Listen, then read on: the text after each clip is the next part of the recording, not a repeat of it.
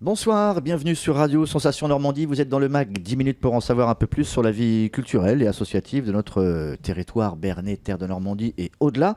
Aujourd'hui, on va élargir nos frontières et s'intéresser à l'association Mille et un légumes qui est déjà venue nous voir maintes et maintes fois. Et nous recevons Julie qui est animatrice justement au sein du potager de Beauménil avec un événement qui se profile qui s'appellera Papotage au potager. Julie, bonsoir. Bonsoir. On rappelle en tout cas ce qu'est le potager de Beauménil et l'association Mille et un légumes qui est située sur la commune nouvelle de Ménil-en-Ouche, association et ou entreprise sociale et solidaire. C'est un peu les deux. Voilà, l'association Mille et un légumes, c'est une association qui est basée à Beauménil, donc au niveau d'un potager. On a plusieurs activités. On fait à la fois du maraîchage biologique, on a un potager conservatoire et on a toute une palette d'activités sur l'animation nature. C'est quoi le potager conservatoire ? Alors le potager conservatoire, c'est un espace qui se visite où on répertorie beaucoup de variétés de légumes. Par exemple, cette année, on a 160 variétés de tomates. D'accord. Des légumes anciens ? Des légumes anciens, des variétés locales qui ont été préservés par des générations de jardiniers et quelques légumes rares. D'accord. Donc le jardin a plusieurs fonctions, éducatif, ludique, il fait partie du patrimoine, l'éducation à l'environnement, etc. Ouvert aux scolaires ?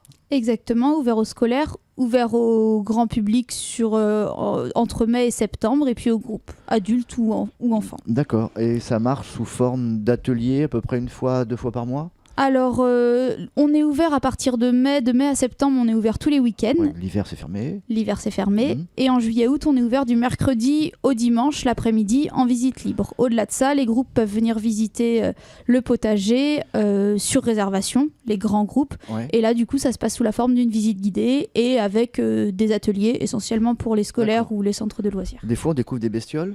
On découvre des bestioles souvent. J'ai vu ça la dernière fois, c'était quoi ? Les grenouilles, les tritons ? Grenouilles et tritons, les dragons de la mare, donc les amphibiens qui sont présents au potager et peut-être chez vous aussi, et qui sont protégés et qui sont très importants dans le potager. D'accord. Alors si j'ai une grenouille dans ma baignoire, faut pas que je m'étonne. Ça fait partie en tout cas de l'environnement, les animaux, les insectes, etc. Est-ce que vous mettez en valeur, entre guillemets, si on peut encore le faire, l'utilité justement de ces petites bêtes ? Alors oui, justement, tous ces animaux sont très utiles dans le cadre d'un potager, notamment dans un potager, on va dire, écologique, sans trop de traitement. Ils vont avoir un rôle pour améliorer le sol, pour de lutte biologique, c'est-à-dire pour manger par exemple des pucerons qui vont eux s'attaquer à nos légumes. Donc nous on favorise cette biodiversité qui va aussi avoir un rôle d'aide pour nous jardiniers. D'accord. Le potager donc conservatoire avec une production maraîchère bio uniquement ? Alors le potager conservatoire a une petite production, mais on a aussi un espace de production plus grand, tout en bio, tout est en biologique, donc on fait du maraîchage. On commence un verger de pommes et de poires que des variétés locales, donc de Normandie, et on commence à tenter de fabriquer un verger d'exotiques rustiques qui peuvent résister en Normandie. Mais ça, c'est à son tout début. D'accord. Ça sera quoi comme fruit ? Ce sera des agrumes et puis quelques autres variétés, des nèfles, des abricots, des choses qui existent en France parfois, mais pas toujours adaptées en Normandie. Donc pas de kiwi, pas de mangue ? Kiwi certainement, et ça pousse assez bien par chez nous. Mangue, à voir. C'est au début du projet. On cultive, on mange, on cuisine ce qu'on cultive et on le vend. C'est ça. C'est ça ? Il y a un circuit court, il y a un cycle. Est-ce que vous faites partie aussi de ce qu'on appelle, ici sur Bernay, on parle de l'AMAP, les paniers, etc. Alors, on est aussi une AMAP. Donc, une AMAP, c'est une association, ça veut dire Association pour le maintien d'une agriculture paysanne. Oui. C'est en fait le même... les gens s'abonnent pour l'année à des paniers. Donc, ils vont venir chercher leur panier toutes les semaines en fonction de ce qu'il y a dans la saison. Voilà. D'accord, donc des carottes quand c'est la saison, des tomates, etc., des choux. C'est ça. Artichauts. Et c'est varié toute l'année. Des artichauts, des tomates, des courgettes en été. Enfin, voilà, et puis on va avoir... Je reviens à ce que tu m'as dit au début, là, 180 espèces de tomates ? 160 à peu près cette année. Et pourquoi ?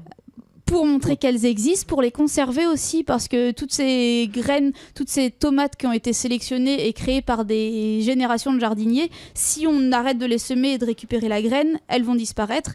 Et nous, ce qu'on essaye, c'est de ne pas perdre tout ce patrimoine. C'est un peu un musée ? C'est un peu un musée vivant. Ouais, d'accord. C'est un peu un musée vivant. Est-ce qu'on découvre des légumes éventuellement qui auraient été cultivés ou consommés pendant le Moyen-Âge ? Alors, il y a des légumes qui sont cultivés pendant le Moyen-Âge. Les variétés, depuis le Moyen-Âge, elles ont quand même évolué ouais. parce qu'il y a eu des sélections faites par justement les jardiniers. Mais il y a des légumes qu'on trouvait au Moyen-Âge et qui sont un peu tombés en désuétude maintenant, mais qui reviennent parfois au goût du jour. Des légumes moches ? Des légumes moches, on essaye de les faire beaux, mais ça peut arriver qu'il y ait des légumes moches. D'accord, mais qui sont bons. Mais qui sont bons. D'accord. La prochaine animation après celle des dragons, hein, c'est ça Oui. Ça va être papotage au... Alors, papotage au potager. Papotage Au potager, c'est l'ouverture de notre potager. Donc, c'est une journée de vente et échange de plants avec des conférences. On s'axe beaucoup sur la greffe et la tenue de fruitiers, donc greffe d'agrumes, greffe de pommes poires cette année. Mais on a aussi toute une action de... Nous, on a une vente de plants et de graines. L'entrée est gratuite et tout jardinier, tout jardinier amateur est invité à venir avec des plants ou des choses qu'il aurait à échanger. Et on mettra un espace d'échange de plants à disposition. Un espèce de troc, ouais. D'accord. Donc, en parlant de troc, justement, j'y viens, peut-être que tu n'as pas la réponse. Est-ce que vous utilisez la monnaie locale ? on utilise la monnaie locale. D'accord, donc on peut venir faire... Donc vous pouvez venir et payer en annuel. Ok. En ce qui concerne justement ce papotage au potager, est-ce que ça peut être ouvert éventuellement à des publics avertis, parce que même quand on est un jardinier amateur, on s'y connaît quand même un petit peu, à des enfants ? Alors ça peut être ouvert à des enfants, on aura des animations pour enfants. Et puis s'il y a des enfants aussi qui jardinent dans un cadre ou dans un autre et qui veulent amener une partie de ce qu'ils ont fait pousser pour l'échanger contre d'autres choses, ils sont les bienvenus. Est-ce que vous faites les fleurs ? Non, en fait. Alors nous, on a quelques fleurs, mais peu. Essentiellement des fleurs qui vont être en association au potager, jardin, comme les œillets d'Inde ou les capucines. Après, parmi les gens qui viennent régulièrement au troc de plants, il y en a beaucoup qui font des fleurs et qui ramènent des fleurs. D'accord. Des arbres, arbustes ? Ça peut. Ok. On peut venir avec son pommier ? Dès lors qu'il n'est pas trop grand, oui, bien sûr. Comment ça se passe au niveau de l'animation ? Ça démarre à quelle heure et c'est quel jour précisément ? C'est le dimanche 13 mai, ça commence à 10h, ça dure jusqu'à 18h.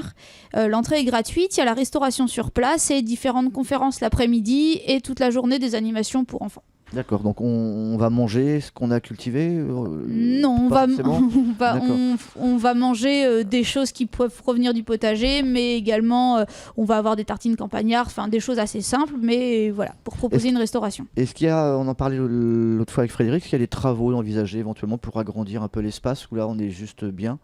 Ça commence à être un petit peu étroit. Au niveau du maraîchage et du potager conservatoire, ça va. On réorganise quelques petites choses. On prévoit d'augmenter un petit peu la taille de notre bassin de récupération d'eau de pluie qui est un peu petit et qui absorbe pas assez l'eau qui tombe quand il pleut beaucoup. D'accord. Pas de gros travaux prévus.